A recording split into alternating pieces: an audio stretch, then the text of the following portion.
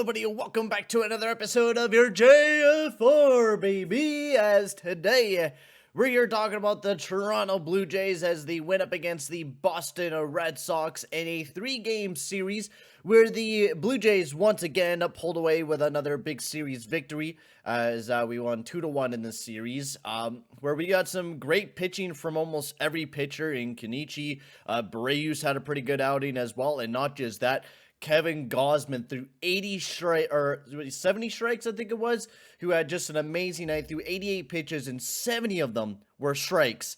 He had just a gorgeous night, going 8 innings, eight scoreless innings for the Toronto Blue Jays. So he did give up one earned run, but still, 8 scoreless innings for Kevin Gossman.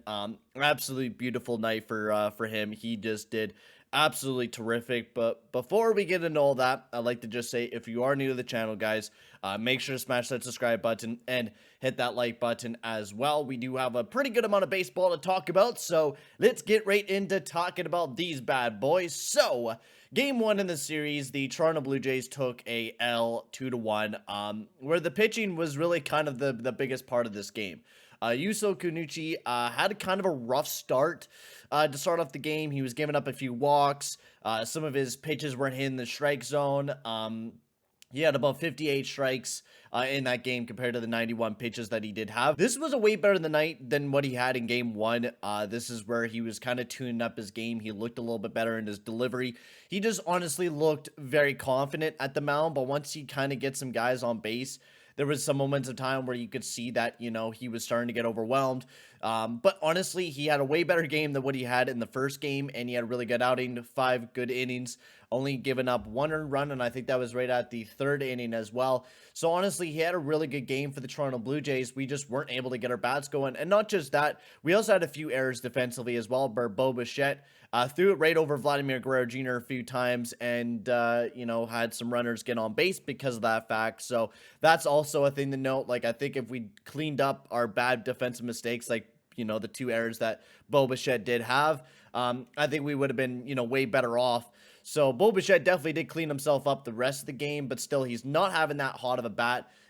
Hasn't been able to get it going, so hopefully he can get that going here soon, but he's been kind of a concern. But we'll talk about the score summary of the game, the key moments. Zach Collins got his 2nd home run of the season, who just continues to smash dingers right now for us, man. I mean, he is just looking absolutely crazy out there for the Blue Jays, as he gave us a 1-0 lead at the top of the 2nd. And then Trevor Story in the bottom of the 3rd doubles, and this is where they get their first run. Lourdes Guerrero Jr. do a good, try to cut off Trevor Story, I think it was. But unfortunately, Hernandez scores to tie it up. Then we weren't really able to do a whole lot until Connor Wong did a sacrifice fly, and Bobby Dalbec was able to score from 3rd. So unfortunate that, it was a very close game, but it was going to be sooner or later where it was just going to be, sacrifice fly or whoever's going to make a mistake. And it was us who made a mistake. Yemi Garcia gave up, I think a double at this time. And Yemi Garcia wasn't looking that bad. He was doing quite well. It's just, I think this was an error too. I can't exactly remember if this was or not. I would have to rewatch the play, but of course I don't have a whole lot of time right now since we've been pretty busy with a lot of things lately. But still, our bullpen did very good. It's just once Evola dropped out, we had Schroem, Rubles, all those guys just demolished us in the bullpen from the Red Sox, and they just shut us down. We weren't able to muster up some hits, but Bichette was struggling. Springer only had 1 hit. Guerrero Jr. Had 2 hits on the night. He was one of our best guys. Same with Collins, and Kirk was starting to hit as well. Kirk has been kind of going as well. He has a really smooth swing, and he's trying to get himself going. So we definitely need a little bit more hitters going right now, because Chapman's heating up a little bit, but Kirk has been kind of quiet. Tapia's been quiet. Espinal's been quiet over the past few games. So we definitely need to get some hitters going and getting some juice in our pop. So hopefully, we could do that. And we did a little bit of that in game 2 of this series, where we picked up a big 6-1 victory where I gotta say we played very well. I think this was the game where George Springer unfortunately had like a arm contusion or something like that. He might have reactivated it in game 3. We'll get into that a little bit later on.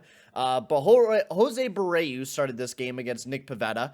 Now, this game, we really picked apart Nick Pivetta. He was not having that great of a game. And Jose Barreu, he was doing all right, but the problem is that he was giving up a lot of hits, and that was a big thing. But every time that he had guys on base, he just seemed to just lock it in and just finish off everyone. And that was a big thing that I liked about Jose Barreu. Plus, we were really good at playing defensively as well throughout the night. You know, we might have had a guy on third base with only 1 out, but, you know, Barreu shut it down. We got the outs that we needed to get, and we were able to get out of the inning and move on. We only gave up one run, and we had 10 hits against us. So I do give Jose Barrios this, that he did really good shutting things down and pulling away with a big dub. And getting, I think that was his first dub of the season as well. So that's massive for Jose Barrios, but we'll get into the wrap up. So bottom of the first, this was where the Boston Red Sox were really just starting to ding us pretty good. JD Martinez singles a sharp line drive to center field with Rafael Delvis from second able to score there and put the Red Sox up 1-0. And then Tapio homers, and that one gave us that big 2-1 lead. It was a big 2-run home run, and this was a massive dinger from Tapio, just right down the right side, just curving past the foul pole, and that gave us a big home run dinger. Don't remember what else happened, but I know Bo Bichette ran in a run, same with Espinal. Springer as well ran in some runs for us as well. Springer was pretty big. He had a big hit, but unfortunately he fell in the lineup there as he took a pitch right to the arm. It fucking sucked, and I hope he's all right. Bo Bichette got a hit, 2 RBIs with that one, but he did not have the greatest night in the world. Same with Guerrero Jr. He was DH. He walked 3 times, which is terrific, but he did strike out 2 times, but he was pretty quiet at the plate, just giving some walks. But honestly, we were pretty good at hitting. You know, Tapio had a nice hit. Chapman got a hit. Guerrero Jr. was doing pretty good against Pivetta. So honestly, just a really good night for the Blue Jays, and we walk away with a big 6-1 victory, right? We had, you know, good bullpen night from Meza, Richards, and Merriweather. We'd even have to use Jordan Romano for a save situation as well, because we had a bit of a lead as well. So that's the bonus part of that as well. Moving forward towards the next game, we won 3-2 over the Boston Red Sox. And this game was, I unfortunately wasn't able to fully watch it because I was at work, but I was watching on the side, and holy crow, Kevin Gossman is a beauty. Oh, I love Kevin Gossman so goddamn much. This was a beautiful game from Gossman. He had 8 scoreless innings. He had 70 strikeouts, like I was saying at the beginning of the episode, and he had 8 strikeouts throughout the entire game. Yeah, he gave up 7 hits, but he did absolutely amazing, making sure that the Red Sox weren't able to get very many runs until the last inning, where they were only able to get the 2. And Jordan Romano went out there, shut it down. Now, a big thing, Jordan Romano has not gone a strikeout over the past few games as well during the last few save attempts, so that might be something to worry about. But hey, he has 30 consecutive saves. I mean, the man is a god. Sooner or later, he's definitely going to blow a save. I think we all know that as Blue Jays fans, that sooner or later, Jordan Romano will probably blow a save for us, just because of the fact that, yeah, you could probably continue to go on, and that would be amazing. But 30 consecutive saves is pretty impressive for a guy like Jordan Romano, who already has 7 saves on the year and has been out there for almost every W for the Toronto Blue Jays as well. So let's get into the hitting. We also had a few guys that jumped into the lineup as well. Cato took over second base. He only had 1 at-bat. And then was taken over by Espinal. Zimmer was also in the game, and Biggio was playing right field until George Springer got himself in the game. It was kind of a worry when he did hit. He looked like he almost like did, he hurt his arm or something like that when he swung really hard. So hopefully he's all right, but I haven't heard any updates on, you know, Twitter or anything like that that's saying that he's injured or anything like that. So let's get in the hitting of the game here. Is Bo Bichette singles on a ground ball to right field and deflected off of the second baseman, which let Gosuke Katu score, which he did a little dab, the cringy dab, but he did it. And it was really funny to see. He's bringing back the dab. He's like, oh, I'm sorry to bring back the dab. It was pretty funny to see. And Tapio got over to the third to give the Blue Jays a 1-0 lead to start off the game. And in the top of the 6th, Matt Chapman singles. A pop fly to first base, letting Vladimir Guerrero Jr. score, and got Guerrero Jr. to third, giving us a 3-0 lead at that moment of time. And then going into the bottom of the 9th, Alexander Bogaerts doubles on a ground ball. Trevor Story scores, and Rafael Devils the third, and then Dalbec rounds out. And that is, I think, the end of the game. I know they did get one more run as well. Don't know how it happened, but they did get one more goal. I'm guessing Bobby Dalbec got somehow to second or a first, or a home. Jesus, crikey. Maybe a sacrifice fly. It's not telling me here on the key moments, but you guys will have to tell me in the comments section below. But yeah, great game here by the Toronto Blue Jays. Great series in general by the Toronto Blue Jays. We did really well.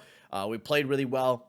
You know, we got their bats going a little bit. Bo Bichette had a few good hits in this last series. Tapio was the leadoff guy, and he did pretty good in the leadoff guy. He had 2 hits out of the 5 at-bats that he did have.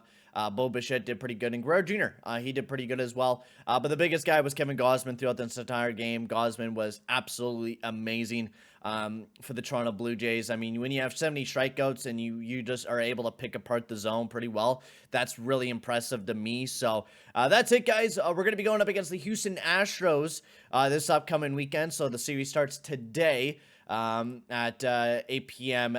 Eastern Standard Time. I will be live for the Saturday game, though, so if you're a Blue Jays fan, make sure to tune into that game on Saturday, as the Toronto Blue Jays will be going up against the Houston Astros. I'll be live around 1 p.m. PST for that game, so it should be a lot of fun, so make sure to tune into that. It should be a really exciting game, so I'm pretty excited to go live for it. But for now, guys, I'm going to end the video here. Thank you very much for watching, boys, and I will see you guys all in the next one. Adios, amigos.